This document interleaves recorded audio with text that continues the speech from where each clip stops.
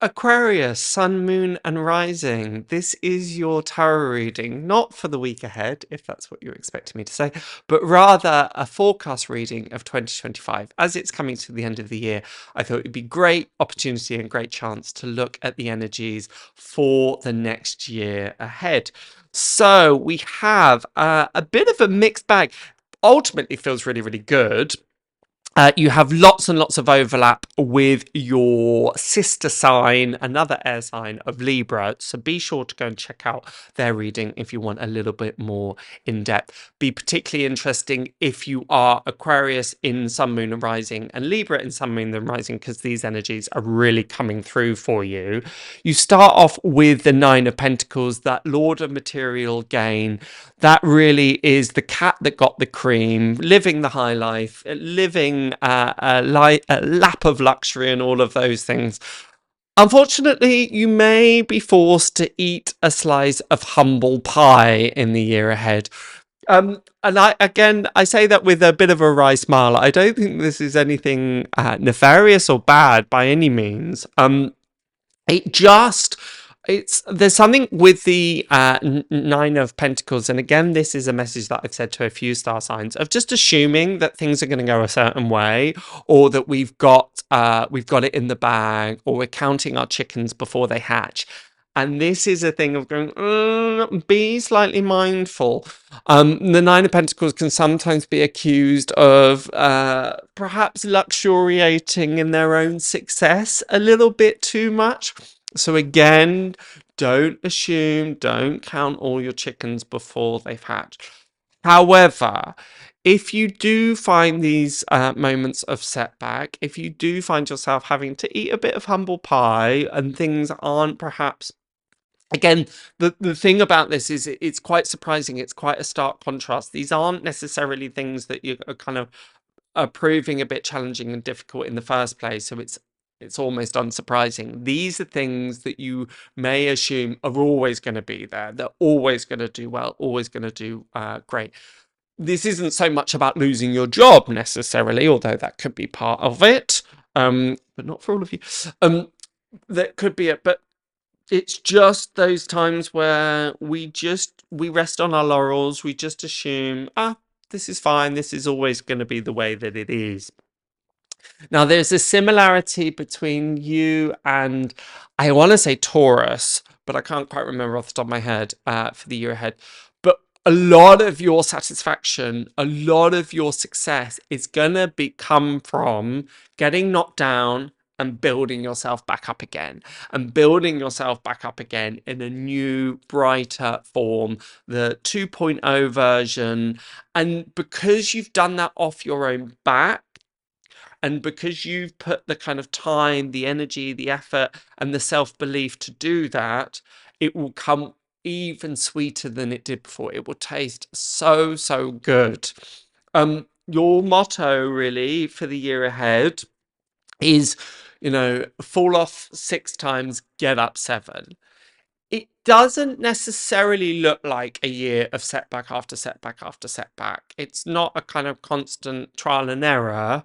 And the fact that you've got the Nine of Pentacles and the Tower card right at the beginning may indicate that this happens fairly early on in the year. So your first quarter might feel quite settled, quite self-assured, quite great in many ways. And then there's this like slight turbulence in that just after that first quarter. Again, timings can be a little bit flexible here. That's the feeling of it, however. Then we move on to the Six of Cups and the Lord of Pleasure here. As we slightly fall from our ivory tower, so again, the tower is very much about having our illusion shattered, where we've perhaps placed our value or our importance or what we think has intrinsic value. Again, these things might be slightly taken away, peeled away from our eyes, so that we can see and feel and know what really does have value, what really does bring us pleasure. And those tend to be things to do with family, connections to other people, generosity, those smaller things in life. There's quite a difference, a stark difference between the Nine of Pentacles. She's got the falcon, she's got the vineyard, she's living in the lap of luxury, and this Six of Cups energy, where the house is a little bit more dilapidated, is a little bit more simple, it's a little more pared back. And there is something about humbleness here. Are we perhaps living outside of our means? Are we perhaps lording it above other people? Are we perhaps kind of, yeah, just worried about the wrong thing? And this in part is about going back to basics. Now, I don't feel that you'll stay there, but it's like we need to strip everything back, look at what is our core value, and then when we put the adornment, when we start putting the window dressing on, it's more reflective of what is inherently there, what has intrinsic value. It's quite contradictory for me to say this, I'm aware, but financially it's probably going to be a really good year. It's probably going to be a year where there is real abundance, where there is the fruits of your labor. Many of the other star signs for 2025, it's a lot to do with new beginnings. For you, it seems much more about culmination and completion and satisfaction that comes from the material world. I say a lot of this because you've got the King of Pentacles, and that is very much what he represents, particularly in tandem with the King of Pentacles and the Nine of Pentacles, a really, really lovely energy. It is about abundance. It is about things being manifest. It is about having more than enough. Both the King of Pentacles and the Nine of Pentacles, you may just be able to see that, are situated in vineyards. So it is about enjoying the best in life, enjoying the finer things in life. I'm not saying you can't have that. It's just not assuming that that's the way that it can be.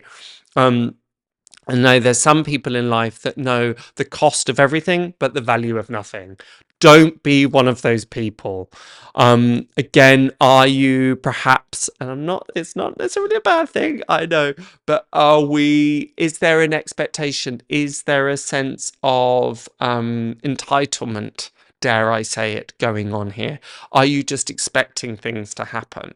Because if you are, the universe may very well come and just knock you down a peg or two. But I feel that that sense of humility won't be a bad thing, because, as I say, you'll build yourself back up, absolutely be able to do that. So it's not that you kind of enter in the year on a high and then it suddenly goes very, very south. It's more of a kind of V. Okay, it goes down for a bit and then comes back up. Again, I think I've said all of this to Taurus. Interestingly enough, the King of Pentacles is ruled by Taurus. And Taurians hate change. So again, there's a bit of an overlap here with that. But ultimately, you're coming out with the Page of Pentacles, and that's a really nice place to see. Ordinarily, this in this direction would talk about devaluation. It would talk about being the King of Pentacles and moving down to the Page of Pentacles. But this isn't a bad thing. Again, there's so much here about value. What do we value? What do we really treasure? Are they misplaced? Are we worrying about having the latest handbag, the latest coat? Are we worried about, my house has got to be this way, my car's got to be this way, my job's got to be this way? In fact, all of that is, quite frankly, BS. And it doesn't mean that we can't have nice things. Absolutely, it's fine. But there's an innocence about the Page of Pentacles, and he looks at his one pentacle and goes, wow, isn't this amazing? Look at all of the things that this can do for me. So appreciation, acceptance, finding abundance where there may not be any. There are some that are rich in money, and there are those that are rich in life. And I want you this year, Aquarius, to be rich in life. This is really, really key. We can work and work and work, but we can never buy back our health. We can never buy back our time.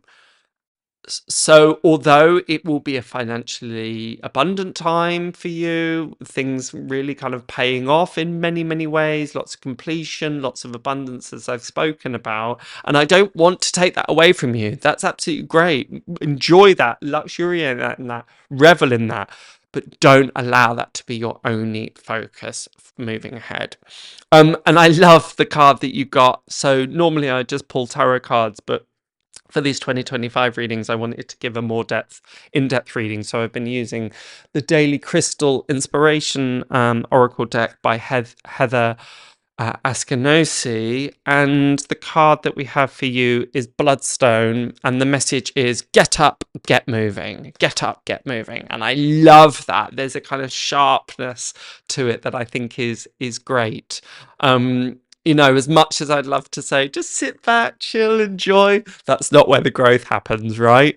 And those times, and I know that I've said this before, but it bears repeating, those times where you are resting on your laurels, where you are making assumptions, where you think, this is a cinch. Again, there's been times where I've entered into things and just think, this will be fine. I've got this. I can do this with my eyes closed.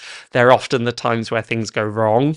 And I've kind of, okay, won't make that mistake again. And there's a feeling of that in here for you as well, Gemini. Gemini? What am I talking about? Aquarius.